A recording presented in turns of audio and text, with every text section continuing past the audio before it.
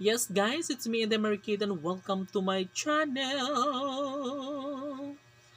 Guys, nagbili na ako nito mga cups guys kasi mag-order ako ng isang ice cream, yung dirty ice cream na tudtod, ganon. So, nagkakahalaga daw yun ng 1.8 or 1.9. Mahal na sobrang ngayon guys, no? Sobrang mahal na ng dirty ice cream ngayon. So, nung mga nakaraang ano lang is nasa 1,000, 1,200, yeah, 1,300. Tas ngayon, bakla, 2,000 na day. Sobrang mahal na. So, imbis na apa yung bibiling ko guys, so ito na lamang kasi po, para marami naman silang makain na ice cream. Yeah, pagkatapos nila mag-lunch at mag-ice cream na sila, so yeah, dapat ma-enjoy nila ang fiesta guys, no? And syempre guys, ito sa isang ganito, isang rolyo is nasa 50 pieces na disposable disposable na baso, cup. Ano sabi na? Ha? Wait lang guys. And yes. Ha? Ay, hindi ko pala sara yung pinto guys. Wait. Ayun guys, may bumili kasi. Tulog na sila doon kaya ako na lang ang tumayo doon para bigyan yung bumibili. And nakalimutan ko isara yung pinto. So, saan na ba tayo? Aha.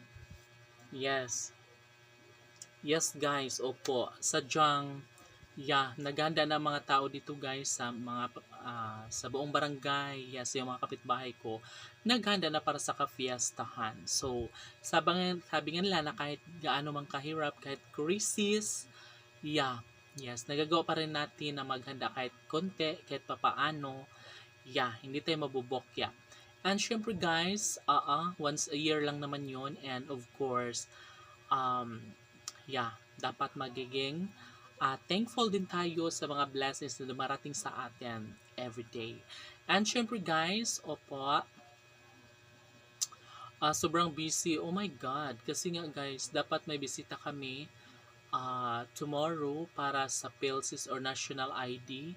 Pero ipinagliban mo na or tumanggi yung punong barangay with the council na ano muna, tawag dito, cancel muna dahil sobrang busy, is hindi kayang i-assess ang mga taga taga PhilSys or sa National ID with CS City Information Office. So sobrang busy nga.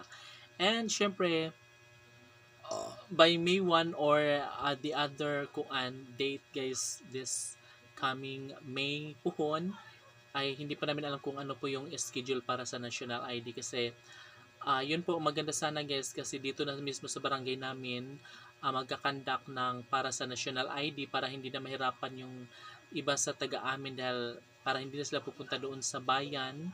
And lalong lalo kapag may mga PWD guys, talagang malaking tulong yun kasi nga po hindi na sila mahihirapan. Pupunta lang sila dyan sa may chapel kung saan po yung venue ng National ID. Pero yes, magsasabi na lang po kami sa aming GC sa barangay, no, kung kailan para malaman din nila ang schedule dahil dahil ngayon ay talagang sobrang busy pa rin talaga. So yun lamang po. Bye.